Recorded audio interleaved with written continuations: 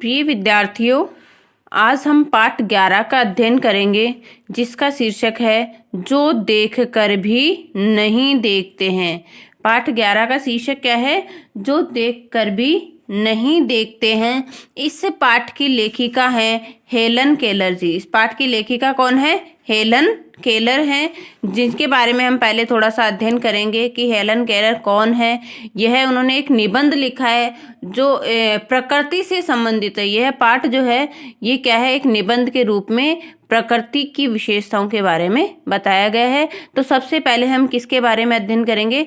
लेखिका के बारे में अध्ययन करेंगे, हेलन केलर के बारे में।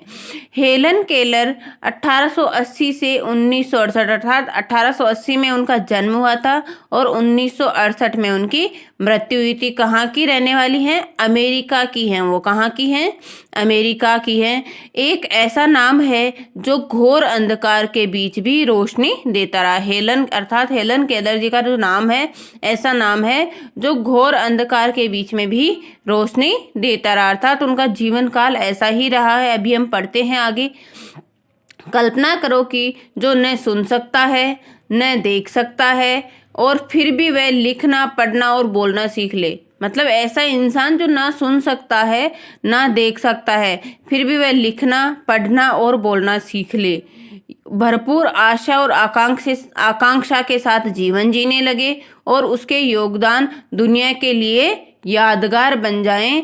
ऐसी कौन थी? हेलन केलर थी। ऐसी थी हेलन केलर। जब वे 1.5 वर्ष की थी तो बचपन की एक गंभीर बीमारी की वजह से उनकी देखने और सुनने की शक्ति जाती रही। अर्थात बचपन में कोई बीमारी हुई थी जिनकी वजह से उनकी देखने की शक्ति और सुनने की शक्ति जाती रही। ना वो देख सकती थी और ना ही वो सुन सकती थी। लेकिन उन्होंने हार नहीं मानी। कॉलेज के दिनों में ही प्रकाशित अपनी आत्मकथा स्टोरी ऑफ लाइफ, कॉलेज के दिनों में उन्होंने प्रकाशित कौन सी आत्मकथा प्रकाशित हुई थी? उनकी स्टोरी ऑफ लाइफ। उनकी आत्मकथा कौन सी थी? आत्मकथा स्टोरी ऑफ लाइफ में वे क्या लिखती हैं कि मुझे ये तो याद नहीं है कि ऐसा कैसे हुआ, मुझे ये नहीं याद है कि मेरे साथ में ऐसा कैसे हुआ, कैसी बीमारी आई, लेकिन ऐसा लगता था कि रात कभी भी ख़त्म क्यों नहीं होती है। जब उनका देखना बंद हुआ था बीमारी की वजह से, तो उनको क्या लगता था कि ये रात कभी भी ख़त्म क्यों नहीं होती है और सुबह क्यों नहीं आती है। दुनिया की सभी भाषाओं में इस किताब का अनुवाद है। उनकी जो ये किताब है आत्मकथा स्टोरी ऑफ लाइफ, यह दुनिया की सभी भाषाओं में इस किताब का अनुवाद हुआ है। इसके अलावा भी उनकी 10 पुस्तकें और सैकड़ों लेख प्रकाशित हुए हैं, जबकि वो ना देख सकती थी और ना ही सुन सकती थी। उन्होंने दुनिया भर में घूम घूम कर अपने जैसे लोगों के अधिकारों और विश्व शांति के लिए काम किया है।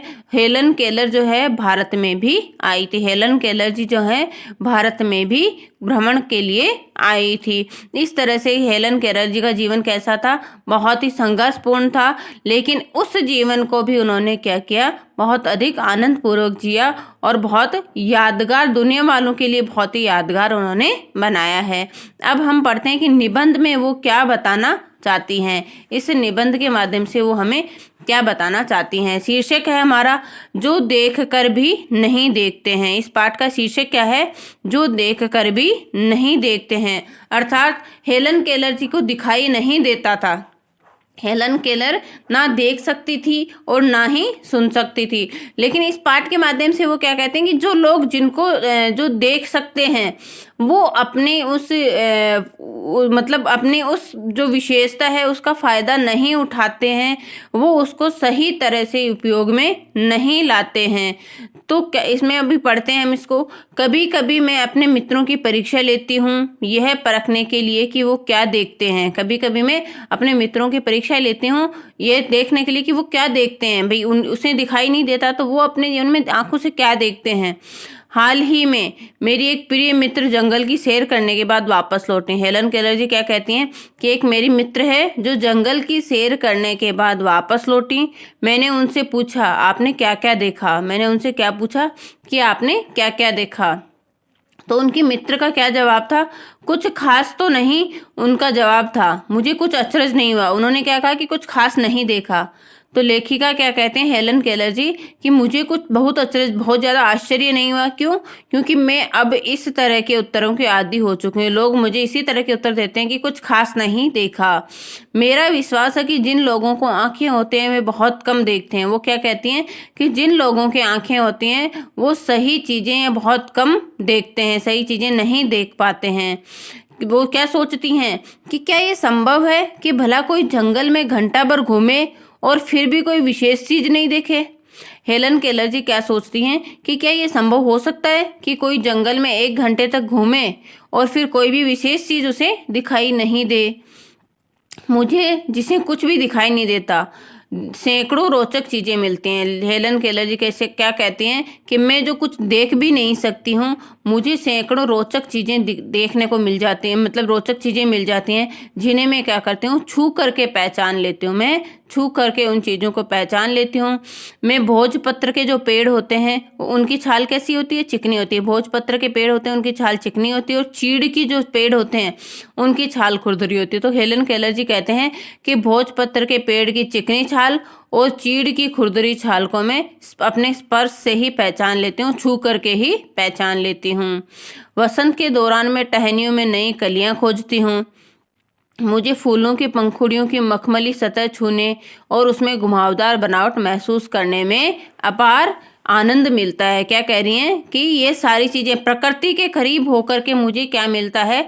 अपार आनंद मिलता है। और इस प्रकृति में मुझे अनेक रोचक चीजें देखने को मिल जाती हैं जिनकी आंखें होती हैं, पता नहीं वो क्यों नहीं देख पाते हैं। अर्थात जिन लोगों की आंखें हैं, पता नहीं वो इन सारी चीजों को महसूस क्यों नहीं कर पाते हैं, क्यों नहीं देख पाते हैं, जबकि मेरी तो आंखें भी नहीं हैं। इस दौरान मुझे प्रकृति के जादू का कुछ एहसास होता है।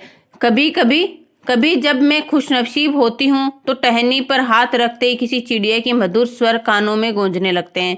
क्या कहती हैं वो कि मुझे प्रकृति को छू करके, स्पर्श करके, महसूस करके बहुत आनंद मिलता है। तो इस दौरान मुझे प्रकृति के जादू का एहसास होता है।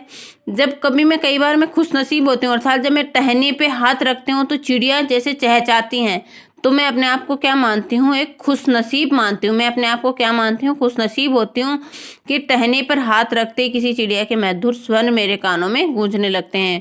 अपनी उंगलियों के बीच झरने के पानी को बहते हुए महसूस कर मैं आनंदित हो उठती हूँ। झरने का जब पानी बहता रहता है तो मैं अगर उसको अपने उंगलियों के हाथ में, जैसे उंगलियां उसमें रखती हूँ, लगाती हूँ, तो जब वो पानी उंगलियों के बीच में से बहता हुआ जाता है तो मैं बहुत अधिक आनंदित हो उठती हूँ।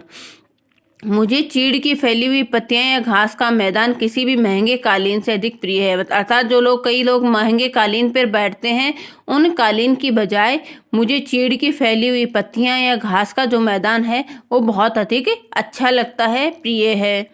बदलते हुए मौसम का समा मेरे जीवन में एक नया रंग और खुशियां भर जाता है। जब मौसम बदलता है, अर्थात जब हरियाली बढ़ती है और मौसम बढ़ता है, तो उसका जो समा है, उसकी जो मतलब प्रकृति की जो छटा है, वो मेरे जीवन में एक नया रंग और खुशियां भर जाता है।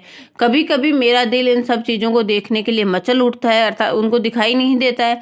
तो वो कहते हैं कि जब मैं छू करके उनको छू करके इतना महसूस कर सकती हूँ, तो कभी कभी मेरा दिल इन चीज़ों को देखने के लिए भी क्या होता है? मचल उठता है।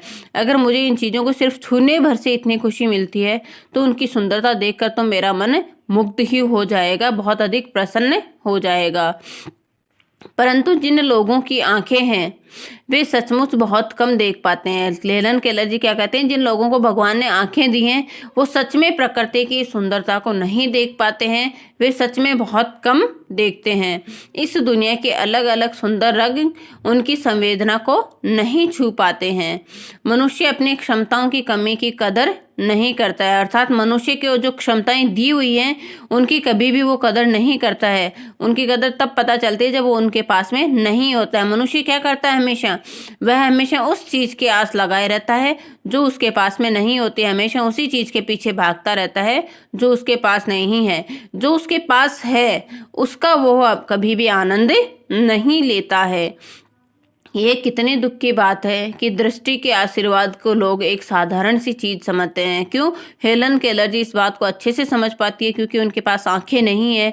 तो वो क्या कहती हैं कि कितने दुख की बात है, जो भगवान ने दृष्टि का, देखने का लोगों को आशीर्वाद दिया है, उसे लोग साधारण सी चीज समझते हैं, उससे लोग कुछ अलग चीजें नहीं देखते हैं, आनंदित नहीं होते हैं। जबकि इस नियमित जिंदगी की खुशियों के इंद्रधनुषी रंगों से हरा भरा किया जा सकता है। इस नियामत से, अर्थात ये जो आशीर्वाद है, उससे जिंदगी को खुशियों के जो इंद्रधनुषी रंग हैं उनसे हरा भरा किया जा सकता है। अर्थात इस प्रकृति की छटा को निहारना चाहिए लोगों को। आंखें दी हैं तो इनकी जो विशेषताएं हैं, जो प्रकृति हमारी है, उसको महसूस करना चाहिए। ये जो भी हमारे जीवन में जो भी रोमांचक चीजें आती हैं, उन्हें हमें महसूस करना चाहिए, देखना चाहिए। लेकिन लोग इस बात को क्या लेते हैं, बिल्कुल ही साधारण लेते हैं।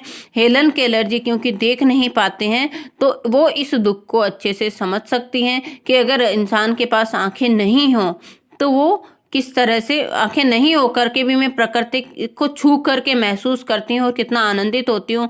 लेकिन जिनके आंखें हैं वो पता नहीं क्यों इतना कम देखते हैं और अपने जीवन का आनंद नहीं उठा पाते हैं। इस तरह से इस पाठ के माध्यम से लेखिका जो हेलन केलर है, उन्होंने हमें मतलब प्रकृति की सुंदरता के बारे में बताया कि लोगों को लोगों को जो भी चीजें दी हुई हैं, लोगों के पास जो हैं, उन क्षमताओं का उन्हें क्या करना चाहिए, आदर करना चाहिए और उन क्षमताओं का ही उपयोग करना चाहिए, न कि उनके पास जो नहीं है हमेशा उनके पीछे ही भागना चाहिए। इस तरह से हेलन केलर जी ने इस पाठ के माध्यम से हमें बताया है। इस पाठ को आपको पढ़ना है, एक बार दो बार पढ़ना है। फिर लेखिका के बारे में भी आपको, हेलन केलर के बारे में भी आपको अध्ययन करना है। और फिर हम कल इसके क्या करेंगे, अगले वीडियो में इसके प्रश्नोत्तर करेंगे। ठीक है। ओबीटी इसमें से जो भी आपको मिलती है वो आपको पूर्ण करनी है। धन्यवाद।